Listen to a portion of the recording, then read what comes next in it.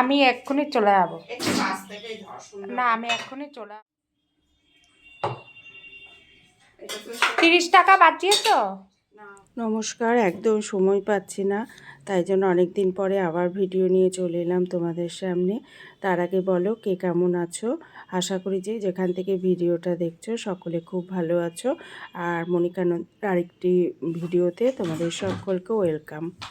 আর আমার ভিডিও মানেই তো রান্নাঘর থেকেই শুরু, তাই জন্য আজকে একদম দুপুরে রান্না থেকেই শুরু করলাম। গেছিলাম একটু বাজারে, আর ড্রেস খোলা হয়নি, একবারে স্নানের সময় খুলে ধুয়ে ফেলবো। আর মশলা টশলাগুলো সব বেটে নিলাম।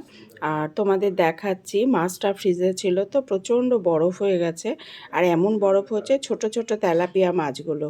আর এই মাছগুলো না ঝাল করলে আমার খুব ভালো লাগে জানো তো। আর আমি এমনি তেলাপিয়া মাছ ভালোবাসি।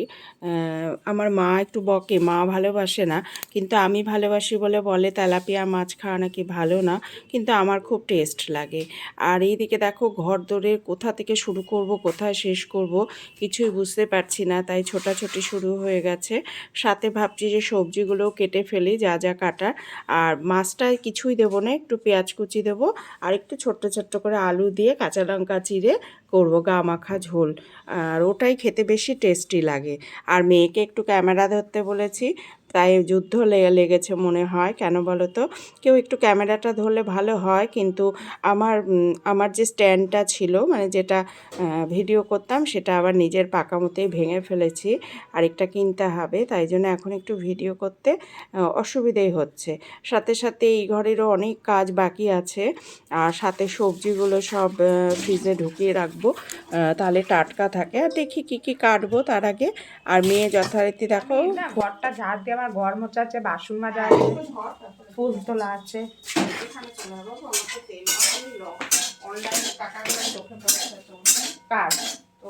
অবশ্যই তোমার যেমন আমারটা পড়েছে 430 টাকা নিয়েছো টোটাল। আজকে অনলাইনে 100 টাকা দেবো। আজকে আমি কোথাও বেরাবোই না, আর ওষুধের কেনা তেলাপিয়াগুলো আজ আর করলাম না, করছি পাবদা মাছ। কেননা আমার মেয়ে অতটা ভালোবাসে না তেলাপিয়া জানো তো। এই ধূপকাঠি বলছে যে ভুরু চাচাগুলো, ওইগুলো নিয়ে নে, ওইগুলো নিয়ে নে। নোংরা তুলতে হয়, নোংরা না তুললে ঘরে লক্ষ্মী আসে না রে। একটা করে করবো, আমার ওই প্রতিদিন ওই ঘরে মুড়ি জাল করে থাকে। একদম বসি না, যখন কাজ শুরু করি মানে একটার পর একটা করতেই থাকি, একদিক না একদিক ব্যালেন্স করে রাখতেই হয়, কিছু করার নেই। মেয়ে একটু হেল্প করে দেয়, ও ঘরটা মুছে দেয়, করে দেয়, ওটাই আমার অনেকটাই হেল্প। তো দেখো না, যখন যেটা করছি সেটা আবার সঙ্গে সঙ্গে আরেকটা কাজও সাথে সাথে করে নিচ্ছি। আবার একটু সামনে যাব, একটুখানি দক্ষিণেশ্বরে যাব, আমার রিলেটিভসরা সব আসবে, তাদের সাথে জামাই বলে দিয়েছে তাই। আর এইদিকে মেয়ে আর মা গল্প করছি, আর এই টুকটুক করে কাজও কমপ্লিট হচ্ছে। আর মেয়ে বাড়িতে থাকলে একটু গল্প করতে মায়ের সাথে ভালোই বাসে। আর তেলাপিয়া মাছটা রেখে লাস্টে ঠিক হলো যে 4 পিস পাবদা মাছ ছিল, সেটা বেগুন আলু দিয়ে একটু পাতলা ঝোল করে নেব। মেয়ে আমার বেগুন খায় না, মেয়ে বেগুনটা বাদ দিয়ে এটা খাবে। 5 মিনিট ফোটাবো, ফুটিয়ে রান্না নামিয়ে নেবো। কি বলো তো, আলুটা না বেশি বড় করে ফেলেছি।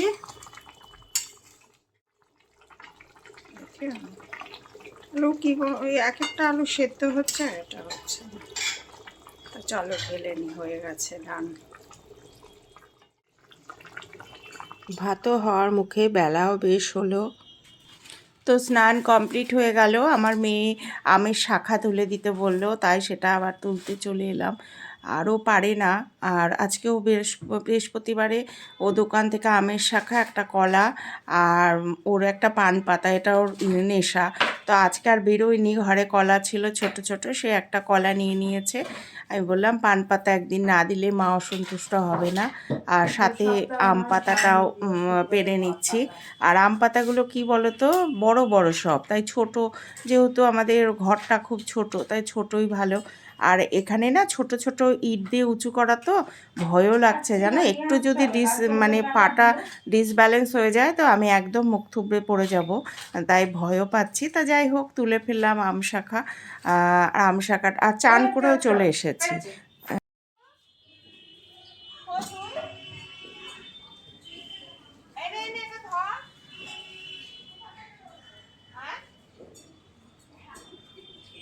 দাম কতই বেগুনে, শুধু জাস্ট একটা ভেজে তুলে দিয়ে গোটা দিয়ে দেয়া, তাও আবার 2 মিনিট আগে দিয়েছি, গন্ধও আসেনি।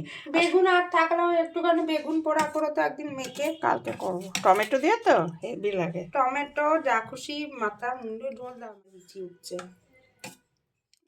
তো চলো খাওয়া দাওয়াটা কমপ্লিট করে নিই, খিদেও বড্ড পেয়ে গেছে।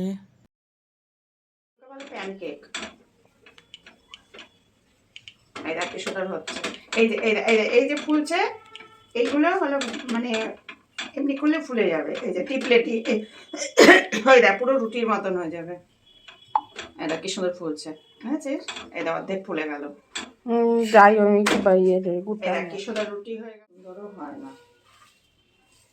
তারপরে তেল দিলাম না, তো তেল দিতে পারি না, ঢালবি। এটা নেক্সট ডে মর্নিং একবারে ব্রেকফাস্ট নিয়ে চলে এসেছি, আর বানাচ্ছি হলো আমাদের ভাষায় গোলা রুটি, কিন্তু এখন এটাকে প্যানকেক বলে। একটু ময়দা আটা দিয়ে আর ঝোলা খেজুর গুড় আছে, খেতে বেশ টেস্টি লাগে। তা সকাল সকাল আজকে আমরা এই নিয়েই চলে এসেছি। আর আজকে ভিডিওটা আর বাড়াবো না, তোমরা কিন্তু দেখো প্লিজ, আর যেমনি আমার পাশে আছো সেমনি থেকো, আর একটা সাবস্ক্রাইব করে দিও।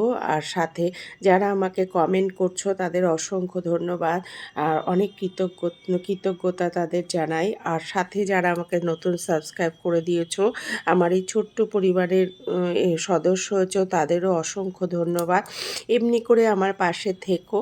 আর চলো তাহলে আমরা খাওয়ারটা কমপ্লিট করি, আর আজকে এখানেই শেষ করব।